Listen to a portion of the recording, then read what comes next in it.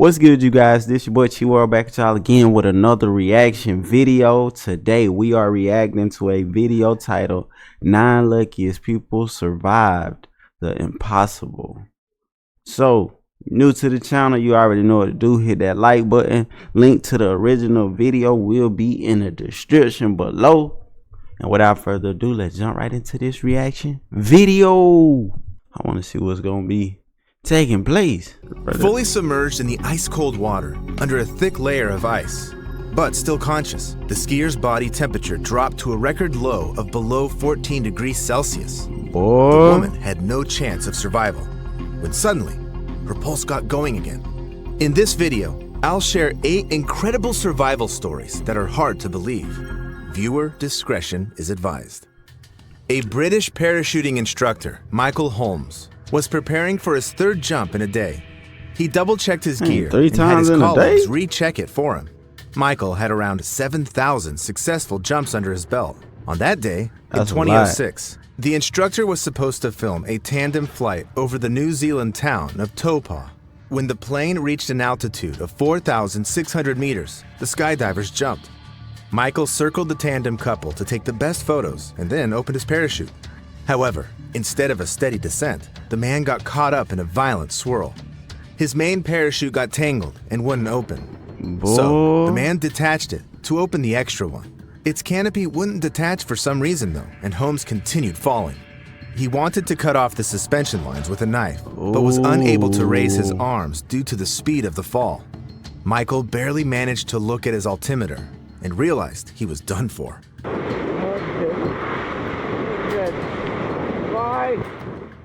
6 more seconds passed, and Michael Holmes hit the ground. But when Michael's friend landed nearby, he saw Holmes lying in a blackberry bush, fully conscious. The man was immediately taken to the hospital, where he was diagnosed with a crushed left foot and ankle, on which he landed, as well as broken ribs and a punctured lung. But if Michael had fallen directly onto the ground or into the water from such a height, he would have most likely died on the spot. It was a coincidence that saved his life. But no bush will save you if you've crashed inside an active volcano. In November of 1992, cinematographers Michael Benson and Chris Duddy went to film a volcanic cone named Pu'u'o'o on the Hawaiian Islands. Man, what kind of name? One of Hollywood's best pilots, Craig Hosking, agreed to take them to the mouth of an active volcano. I wish my mama would have named me Pu'u'o'o. But the moment they approached the crater, the helicopter started falling right into the volcano. Everyone on board was preparing to die. However, by some miracle, the helicopter didn't end up plunging into the fiery lava. Instead, it fell onto the hard ground. Moreover, the people remained virtually intact in the air crash. The scene of the disaster turned out to be located in the very spot where fresh air was flowing into the crater. Otherwise, the men would have choked on the poisonous gases produced by the volcano. I'm telling you. These coincidences saved their lives. I hate he keeps saying coincidences. That's when you got people that don't want to give credit to Almighty, man. This ain't nothing but God saving these people, man. For real. This don't happen by chance, bro. This ain't no coincidence. This ain't what they call it, Mother Nature. This is God. When you have things you just can't explain like this, it's God, bro. In Jesus' name, for real. Lives. Apart from that, they were only 90 meters below the crater top. 'Cause what are the chances, so things didn't bro? seem that bad. It was an illusion, however. When the men tried to climb the slope, they got badly injured by the spiky hot stones. Them boys had guardian angels. Moreover, the lightest on. touch made the stones shift, so the people were at risk of falling into the boiling lava every second. The thick gases and vapors stopped the men from seeing anything, so they soon lost track of each other. Pilot Craig Hosking miraculously managed to get back to the crashed helicopter and call for rescuers. The rescue team, in its turn, was just as lucky to notice and pick the pilot up on the same day. Benson and Duddy, on the other hand, were stuck on the wall and spent the following night in agony, listening to the sounds of lava boiling at 1,000 degrees Celsius beneath them. On the following morning, Chris Duddy dared to climb higher, but Michael Benson deemed it too dangerous and stayed where he was. A few hours later, something like a human body swooshed past him and fell into the lava. The man got overtaken by despair. he was barely holding on upon a tiny ledge, convinced that his friends had died and that he was going to follow suit. Benson spent 2 days without food in the pouring rain. When the man felt he just couldn't go on anymore, a rescue net suddenly appeared near him, lowered from a helicopter. Moreover, Benson was told that all his friends were alive.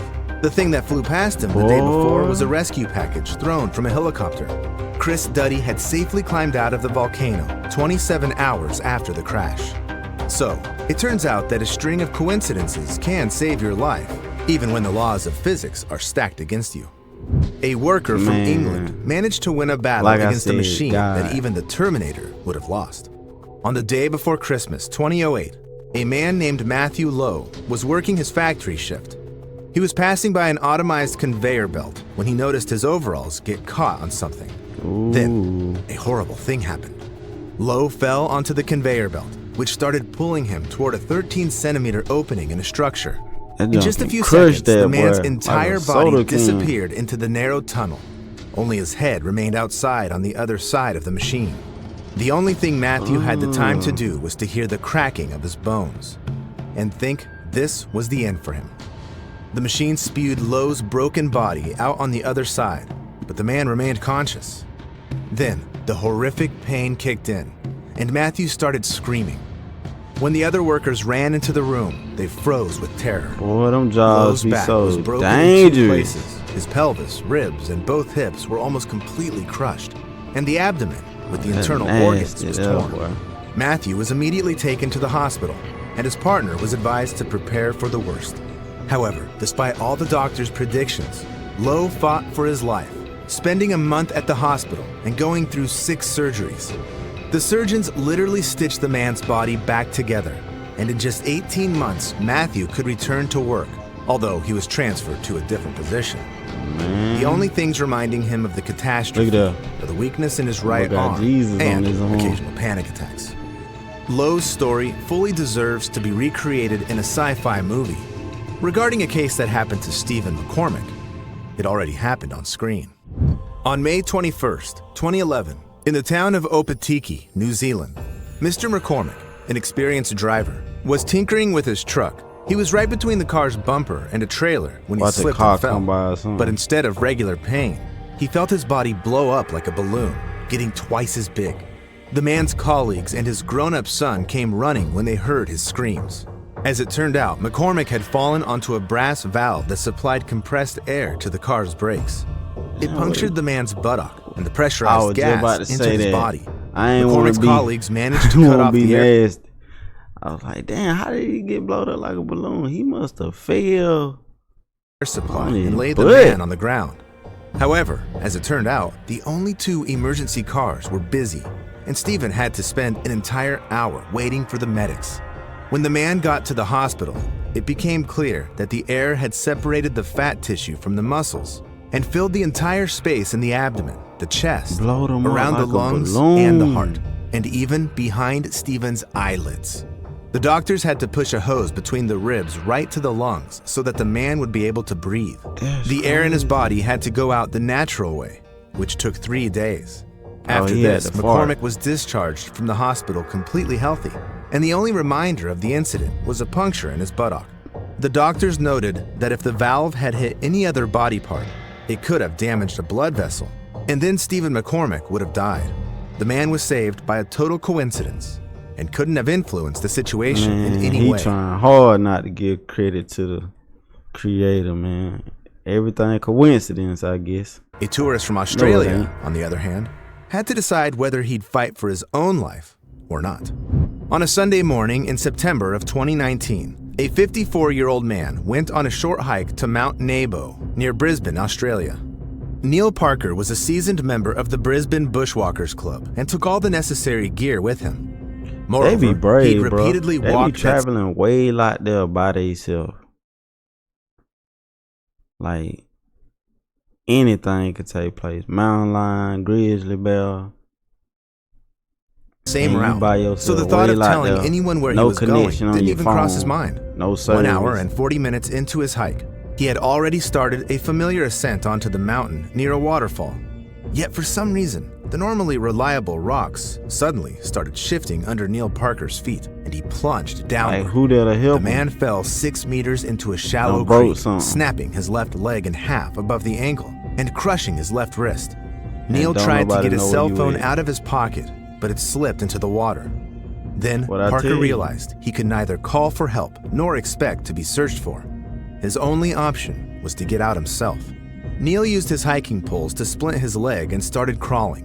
It was so hard, however, that he had to rest after every meter he conquered.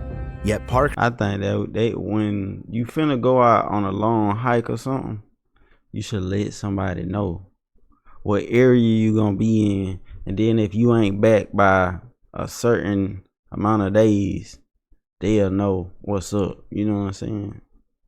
You should always leave like little clues and notes and stuff like that. continued crawling, stopping from time to time to eat something and take painkillers. Only 2 days later, on Monday, when Neil Parker didn't show up at work, the search operation began. By some miracle, someone recalled the man mentioning his plan of going to the mountains. But a helicopter wasn't dispatched until Tuesday morning. Quite soon, the rescuers noticed a man in a creek bed. He was waving something colorful over his head. As it turned out, not only did Neil Parker survive, he'd also climbed for over 3 kilometers from the spot where he'd fallen. He was hoisted aboard the helicopter and transported to the hospital. The doctors admitted that making a splint out of hiking poles was a genius idea. Here's what I think. Neil Parker's situation was horrible, but he had immense experience, food, and painkillers. 28-year-old James Grimes, on the other hand, had to get out of a similar plight without even firm ground under his feet. On November 23rd, I'd rather be 2022, trapped on a land man got than aboard water. a cruise liner in New Orleans to celebrate the upcoming Thanksgiving. After sundown, James had a few cocktails and decided to go to the bathroom. The next moment, the man regained consciousness only to find himself in the boundless waters of the Gulf of Mexico. How you wind up in Grimes the water started from the panicking. He bathroom? couldn't recall falling off the ship and didn't know what to do. At first, the man hoped his absence would get noticed soon and the line would come back to get him. But after spending the entire night in the water, he realized it They wouldn't gone. happen. During that time, a large group of jellyfish badly stung James's body. And when the sun rose, And that's new painful trials too, awaited them Grimes. jellyfish. He noticed a fin nearby and went pale with terror. A shark was approaching him. Then something touched his foot. He kicked it hard, held his breath, and prepared to die. But nothing happened.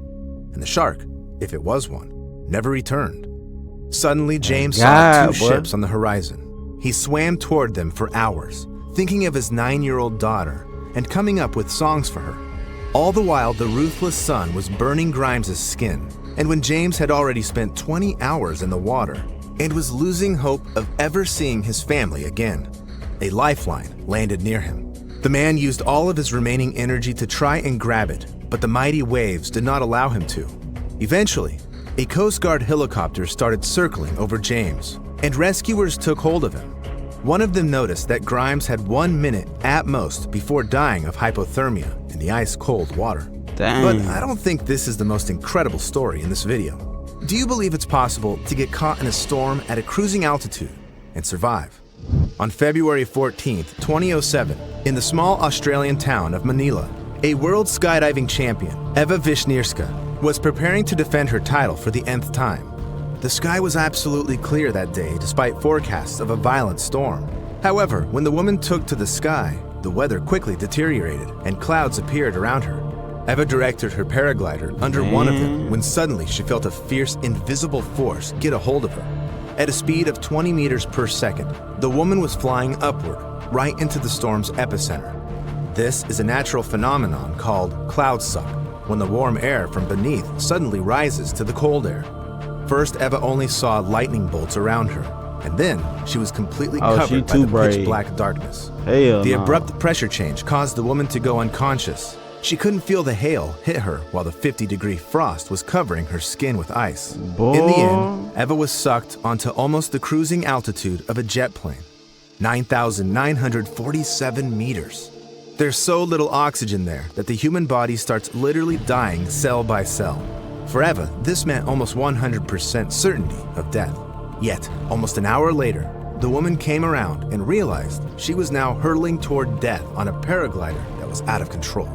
At some point, Eva's descent speed reached 33 meters per second, but suddenly, the fall slowed down, and the athlete managed to land only 60 kilometers away from where she'd started. Bro. The woman's entire body was covered in bruises from the hail, and she had severe frostbite on her face, ears, and extremities. Wisniewska's survival has been compared to winning the lottery 10 times in a row. It was nothing short of a miracle. However, I've saved the most incredible story for the very end. Not even doctors can explain how Anna Bagenholm managed to come back to life. In May of 1999, a lot of people like to try to give credit to science, bro.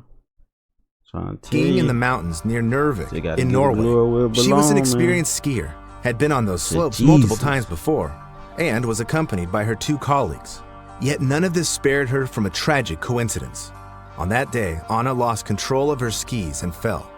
The woman landed on her back in a frozen stream, broke 20 centimeters of ice with her head, and her entire body sank into the water. Only Bagenholm's feet and skis remained above the surface. Anna's colleagues immediately rushed to help her, but failed to get the woman out of her ice trap. So they called the rescuers. Panicked, Bagenholm was thrashing against the ice when suddenly she managed to find an air pocket nearby and start breathing again. She spent 40 minutes like that, fully conscious and awaiting rescue. However, she never managed to see it. She passed out, and her colleagues were unable to tell whether Anna was still alive. Yet the rescuers took another 40 minutes to get the woman out of the water. So, she had no chance of survival. When Bagenholm was brought to the hospital, her body temperature had hit a new record low in the history of medicine, 13.7 degrees Celsius. A few hours the doctors spent trying to resuscitate the woman yielded no results. However, in the cold country of Norway, medical practitioners have a rule: to warm the patient up before declaring their death. So, a team of over 100 specialists worked in shifts for 9 hours, trying to bring Anna's body temperature back to normal, when suddenly her pulse reappeared. This seemed absolutely impossible, but the doctors weren't too quick to be optimistic. Bagenholm had been dead for too long, and the human brain experiences irreversible damage after 20 minutes without oxygen at the longest.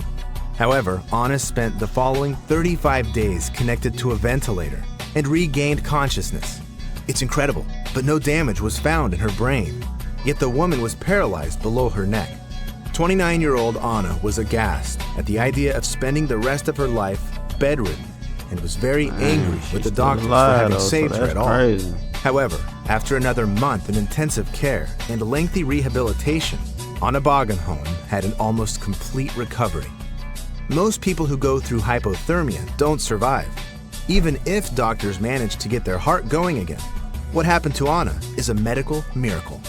I've told you so many stories like this that I wonder sometimes, can they be explained away by a mere coincidence? And there you have it, you guys. 9 luckiest people who survive. Thank you guys for watching. Make sure you stay tuned. More heat coming soon, and we out.